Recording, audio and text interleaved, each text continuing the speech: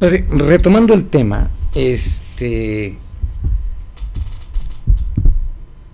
ok, existen una serie de especializaciones, de carismas o de misiones.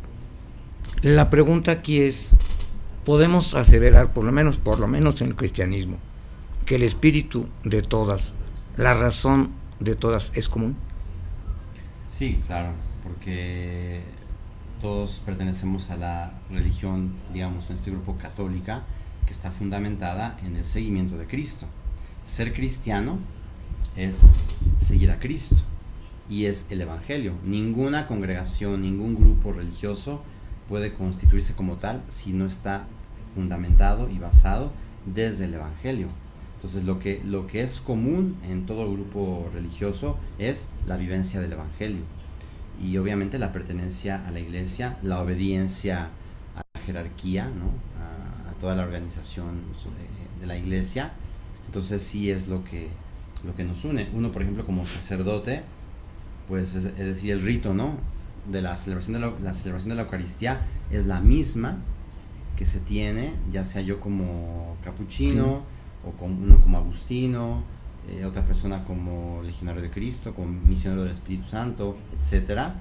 Todos celebramos la misma Eucaristía, leemos las mismas lecturas de la palabra, rezamos con la misma liturgia. Ya otra cosa es como el modo de celebrarla, la manera quizás de predicar, el tipo de gente a la que se dirige, ¿sí?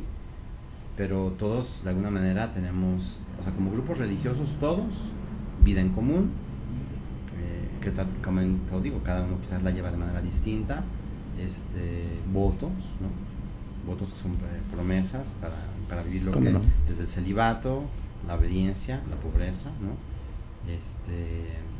Y bueno, sus constituciones y también la oración, ¿no?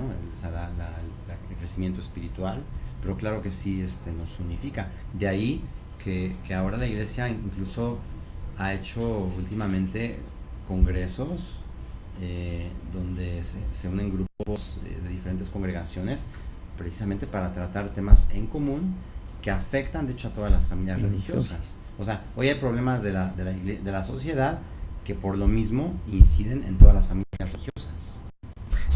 Esto viene a colación por preguntas que me han formulado por internet, que es muy interesante. Cierto, todas pueden tener el mismo principio, entonces ¿por qué en la sociedad no las vemos con la misma aceptación de su responsabilidad social? No es crítica, pero es una realidad. A lo mejor puede serlo, pero no se ve. Pongo un ejemplo, ¿no? A lo mejor es como un colegio. O sea, un colegio su misión es la enseñanza, la educación. Estoy de acuerdo. Pero hay hay sistemas, aunque estudian la primaria, la secundaria, que no les va. Ni el método, ni pues eso, ¿no? La aplicación, no se identifican con quienes enseñan a lo mejor, con el estilo y con el tipo a lo mejor también de testimonio, ¿no? que están dando, ¿no? Así como hay colegios de miles de alumnos, hay colegios muy pequeños, etcétera, ¿no?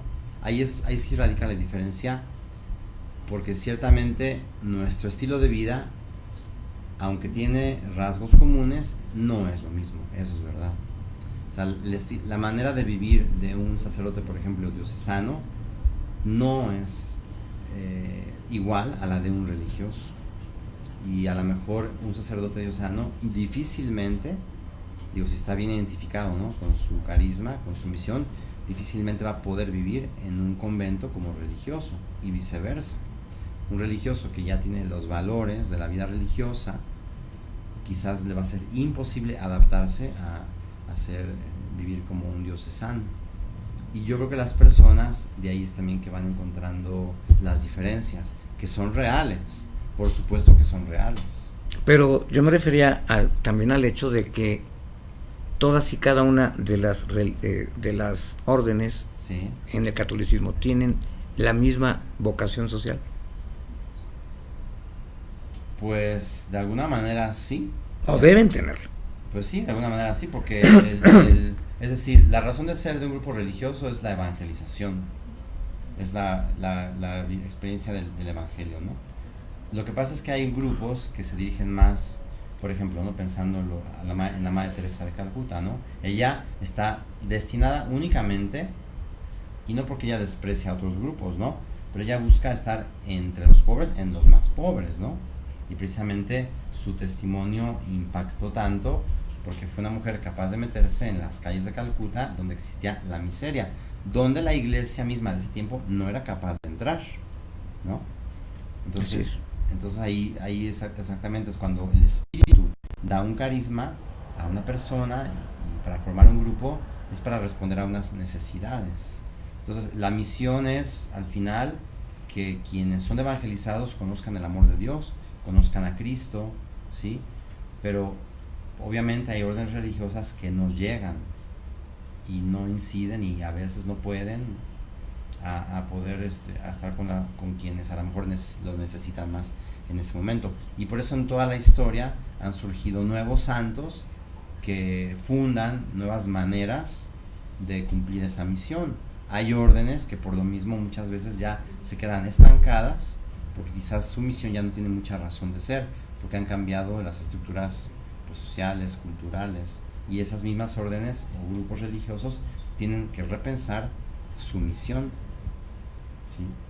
Pero siempre es el grupo como tal, como orden religiosa, está destinada a producir el bien.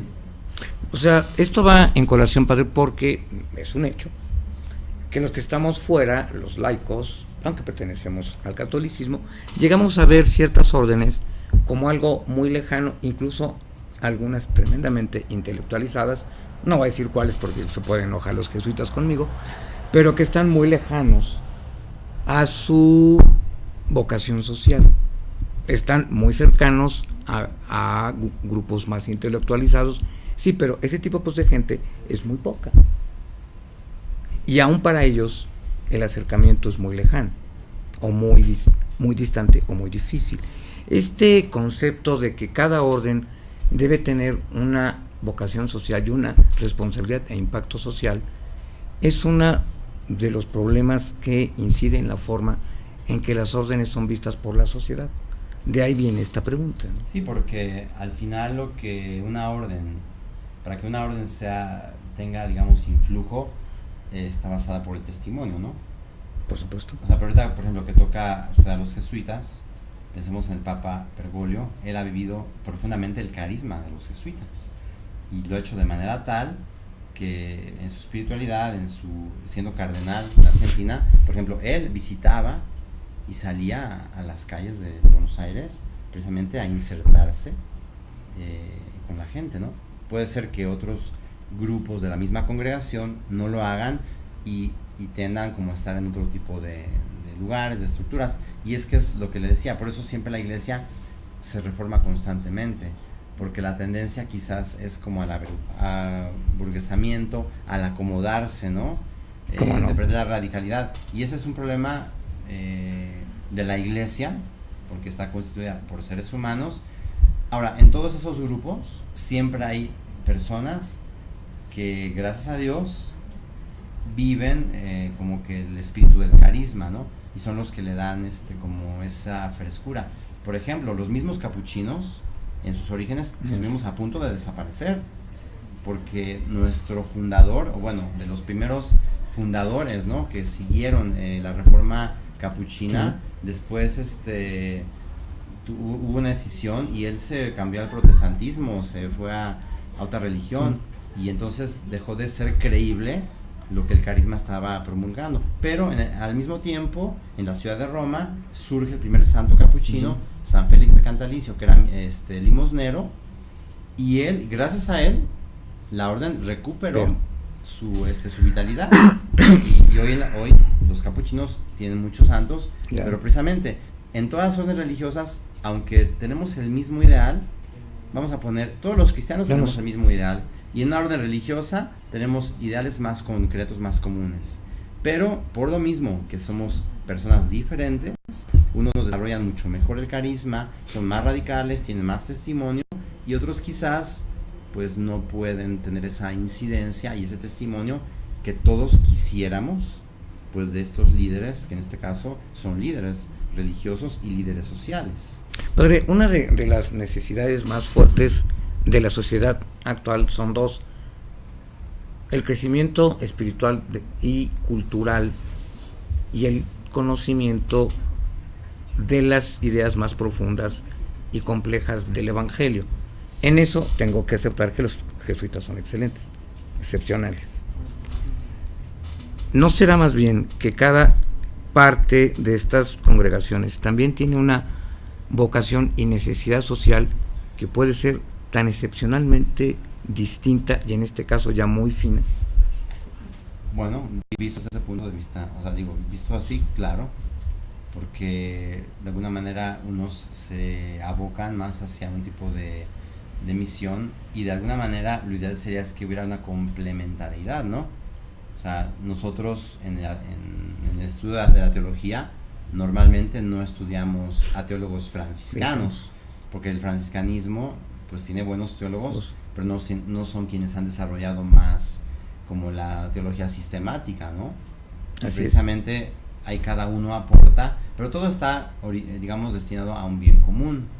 Aquí lo importante es también descubrir que todo carisma siempre está en función de la iglesia. O sea, nadie se puede como apropiar ese don o ese carisma, ¿no? Siempre es en de la iglesia.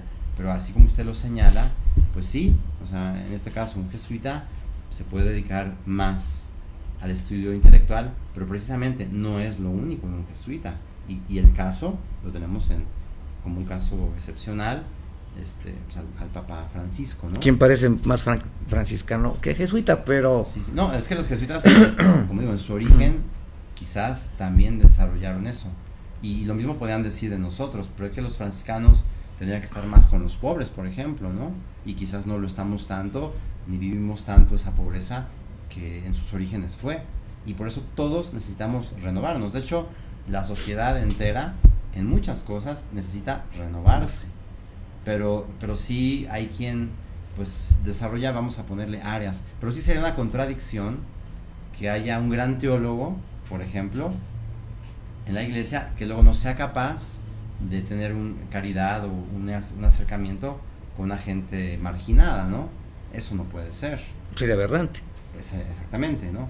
Entonces, y como digo, cada quien tiene sus recursos y su potencial dentro de un carisma, pero no puede uno nada más como focalizarse en un punto y olvidar el resto, porque aquí cito a San Francisco, ¿no? Dice Francisco de Asís, pues quien tiene estas virtudes, bueno, las tiene, ¿no? Pero quien no tiene esta, no tiene ninguna, ¿no? Entonces, por ahí va la cosa. Obviamente lo ideal es que uno pueda tener de todo y poder desarrollar de todo, que obviamente nadie va a ser bueno en todo. No le alcanza aparte ni la vida. Padre, y sería imposible humanamente, y yo creo que ni siquiera Dios lo exigiría. Bueno, nadie lo exigiría así. Lo importante es que en lo que uno se siente bien, o sea, que es bueno para hacer eso, uno se entregue a eso. ¿Cómo no? Y en eso sí entregue toda su vida. Padre, regresamos en un minuto. Otras preguntas.